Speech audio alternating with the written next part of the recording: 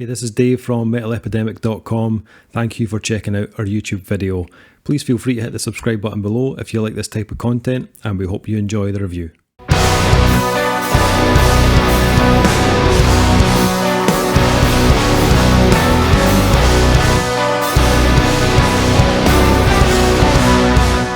What's up guys, Dave here from Metal Epidemic, back with another album review. And for this review, Duncan and I have been checking out the new album from German, the post-metal band The Ocean. The band's new album, which is a complete goddamn mouthful, will be released on the September band's new 2020 album. It's going to be out on September 25th via Metal Blade Records. Yeah, they pick some album titles, these guys, and song titles. Jesus. This is going to be interesting, this one. Apologies in advance for anything that I mispronounce.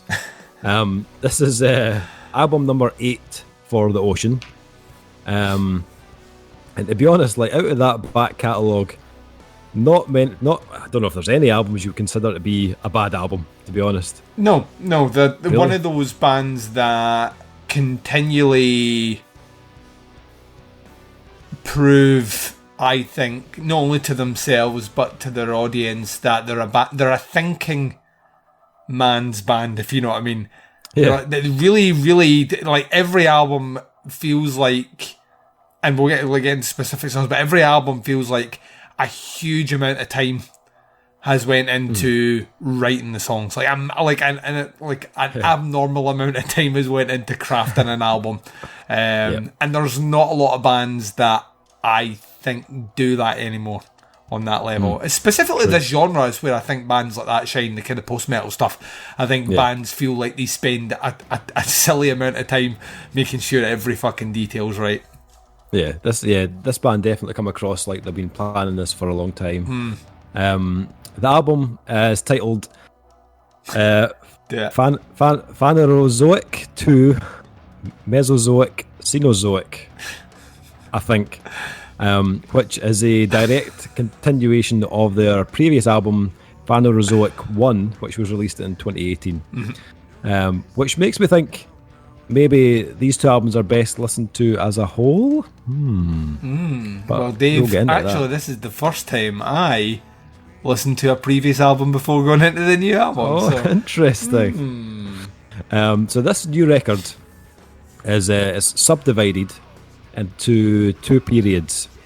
We have the Mesozoic, which is commonly known as Age of Dinosaurs. That's right, Dave. And the Cenozoic, the Age of Mammals. Yep. The album's music follows these events through both life and death, with a focus on the despair mirroring our environmental crisis that may lead up to our own extinction event.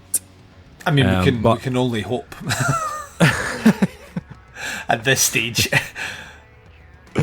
Yes. If you've been listening to The Ocean for a while, you'll know that this kind of Lincoln theme isn't something new. It's something they've been doing for over like 10 years.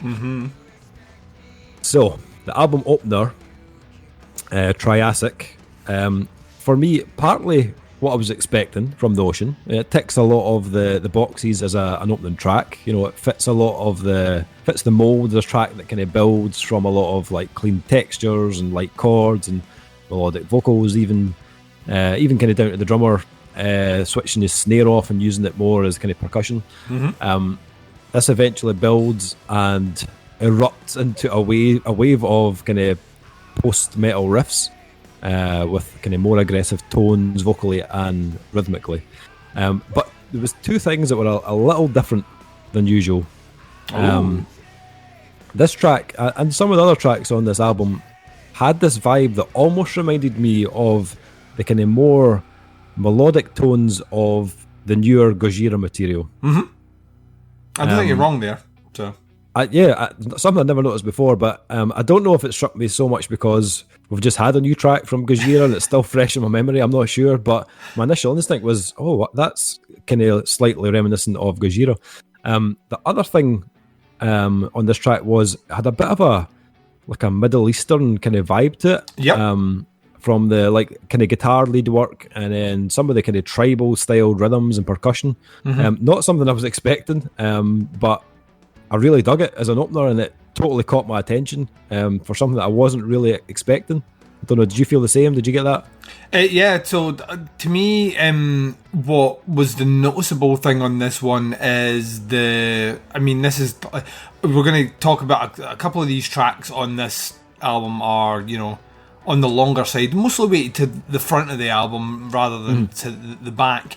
But this is a 8.5 minute opener, which doesn't really feel like 8.5 minutes. And that's because the balance is really, really, really well with them. And what I noticed is, actually, in comparison to some of the other Ocean tracks where it does build up and then you hit that heavy bit and then we're riding that heavy wave to the end, this actually followed a more conventional, right, we're now going back into more melody and, relax back into that melody, and then here we go with the heaviness again. Which I, to keep me on my toes, I kind of thought I knew, right, this is, like you say, it's the Ocean, this is your opening track, we're going to start with melody, we're going to build up, and then the switch is going to go on and the heaviness is going to ride to the end. And right throughout this album, there's real conscious efforts not to do that, which caught me on the back foot, because that's not necessarily the Ocean that I am familiar with, which, will have just an all-out fucking huge, heavy as fuck song on the album. A lot of this album is more weighted towards the melody, and I can see where that's why I was like, I can totally see where you're coming from with the Gojira part. That last Gojira track that came out, literally flicked the tip of your cock all the way through it, making you think you were about to get something that you really, really, really, really wanted and never quite gave you, and then left you blue-balled at the end. And the Ocean do that several times in this album. They're just teasing the tip, Dave, and you're like, oh, that's it, and then and breathe, and I'm like, no, I'm not quite there yet. The other thing, or the other band that I top on this album, and I don't ever remember hearing them on previous releases, was Tool.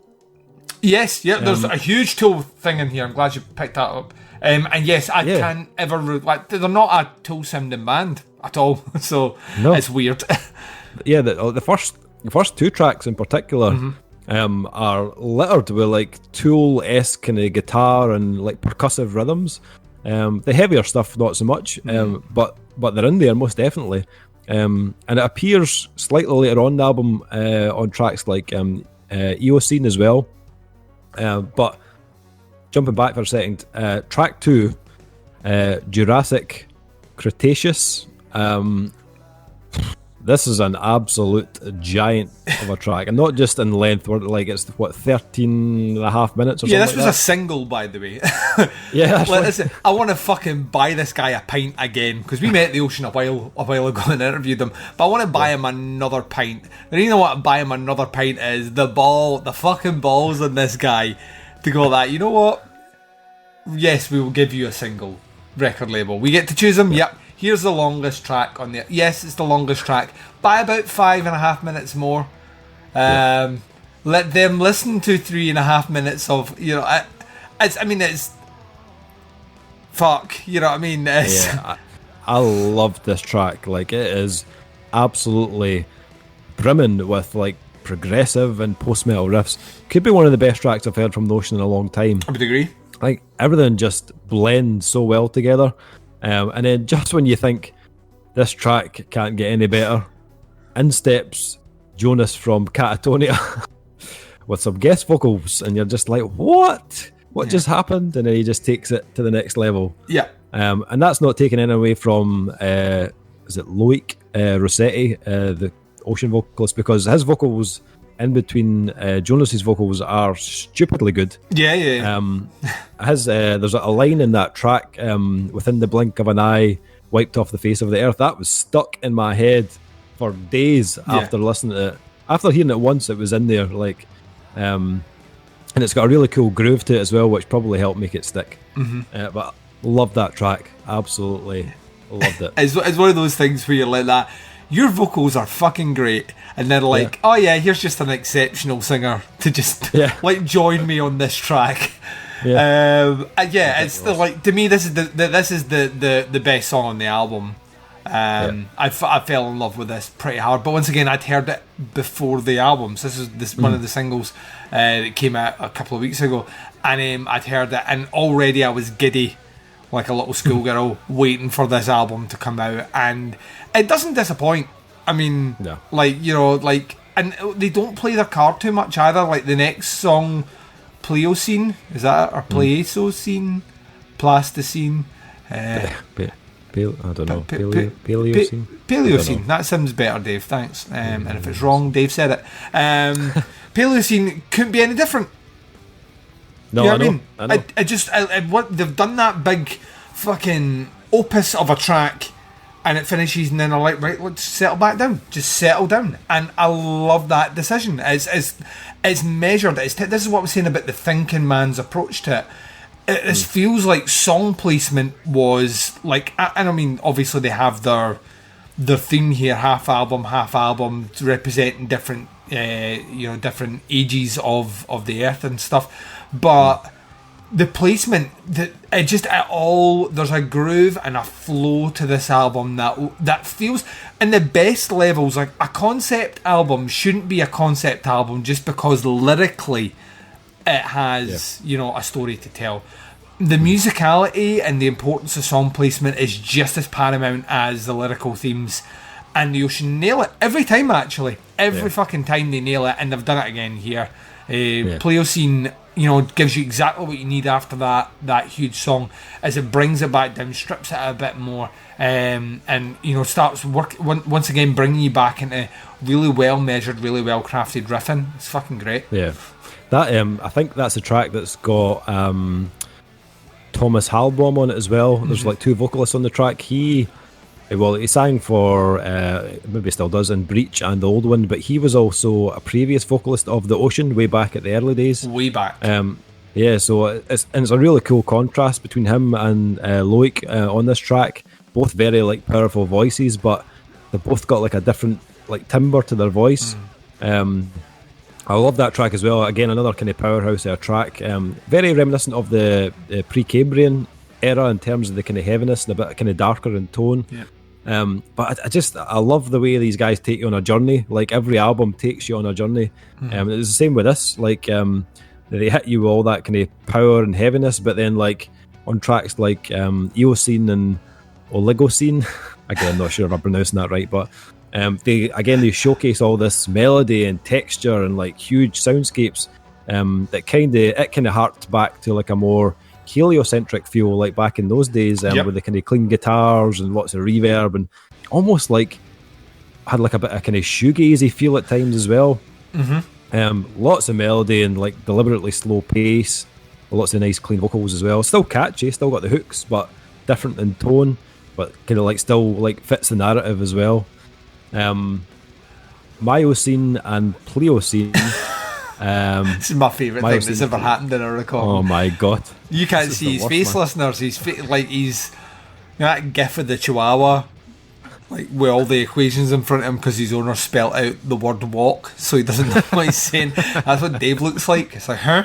It's brilliant. Oh, terrible. That track was a bit more straightforward in terms of like the rhythm, and the pace. Needs it though. I think it needs it. It's placed perfectly in the album. When you're talking about like strip back, more back to your brass tacks and all the rest. In the context of the album, when that kicks in, you're like, yes, thank you. Yeah, I love the way it kind of straddled, like had like the clean melodic vocals, but it still had a bit of a heavier edge at times as well. The biggest surprise for me was probably Pleistocene, which was near the end of the album. Where the band really started to kind of experiment with a lot of new ideas, different moods and different themes. Lots of different types of instrumentation on this one, including the bit of piano or some strings, some synths on there as well. And they touch on those instruments kind of throughout the album, but I felt like on this track it took more of a kind of move towards the forefront instead of being like a layer or like a kind of thickener. I also strangely heard the band veer into black metal territory, which I have never heard them do, but I fucking loved it. I mean, when you are cooking an omelette, right, and you're putting in all that great seasoning, and you turn around and you see some tomatoes there, put some tomatoes in, Dave. Bit of cheese, wee bit of ham. But it's blast beats, really bleak chords. And again, you've got some guest vocals from Thomas doing some of the kind of high-pitched screams. It's a track that's really varied in tone and style, but I really like the way they kind of all like amalgamated it all together and made it sound really seamless. Although it's not like necessarily usual territory for the Ocean, but I think they really pulled it off, to be honest. The last track that's on the album, I think it's actually an exclusive track. I think it comes with the limited edition trifold. I'm sure I read that somewhere, but it's a brilliant closing track. And I hope I'm wrong. I hope they do release it on like digital platforms and stuff as well. But it's not a heavy track. It's like full atmosphere, lots of strings and synths, alongside this kind of fuzzy, kind of driving bass line. The Holocene period is currently the one we're living in. So I don't know if this track represents like, I wasn't sure if it was like the evolution of technology or if it's more about like our own extinction. I'm not entirely sure, but either way, I loved how the album ended. Cracking. Overall, for this one, this might be in my top 3 favourite Ocean albums. I really, really enjoyed this, and I went back to it quite a few times. I don't think it sits at the top of the list. No. For me, Anthropocentric is still my absolute jam. But with more listens, I think it might be up there. It touches on like so many genres and styles that you can't not be impressed with how well this album has been put together. But you've got all the usual elements from the Ocean, but they've definitely expanded a little bit on their sound and experimented with new ideas, which I love to hear from a band. It still sounds like the Ocean, but I like that they're still like pushing those boundaries just a little bit more. And it absolutely, like, go back to what we said at the start, it totally works as a kind of continuation piece and a follow-up to Phanerozoic I. It was a bit more kind of streamlined, where this feels a bit more, almost a bit more daring. It feels a bit, but it still feels connected to that first album or that last album. Thoroughly enjoyed this one. Another great album to add to the catalogue of the Ocean, in my opinion. Anything else you want to add before we go to ratings? No, I just really want to echo pretty much everything you just said at the end there. This is top tier the Ocean. This is as good as it gets. This is a band who I would love to see how they sit down in a rehearsal room and approach writing music, because it always feels on the album effortless, but at the same time, just the decisions, the choices, the scope, the range, the craft it's next level. I would also agree. I don't necessarily think this is their best album ever, but it's not far off it, Dave. And they've never done an album which I wouldn't say is sitting right at the very top of what the genre itself can do or what should be doing. And weirdly, it's an album that hits a sweet point on, almost like a weird Rosetta Stone, hits a sweet point on quite a few time periods of the Ocean, and brings those elements in, whilst at the same time making them sound new and fresh. It's fucking great. It's a depressingly good album, Dave, is what I'm saying. So it's fucking brilliant. Yes. So with that, rating wise, tough one. Because as I said, I think it's an amazing album, but I don't think it's quite as good as Anthropocentric, which is a 5 out of 5 for me. I love that album, so I'd probably go on a 4.5 with this one. Yep, once again, without necessarily sounding like I just agree with everything you say, Dave, it's a 4.5 for once again the same reason. If I give their best album a 5, and this isn't their best album, then 4.5. If I could shove a 0.25 in there, it'd be a 4.75, but I can't do that, so it's a 4.5. Yeah, I mean, what? With more listens to this, it might become a 5. I've only listened to it before 4 or 5 times, but it's not even there. It's not even.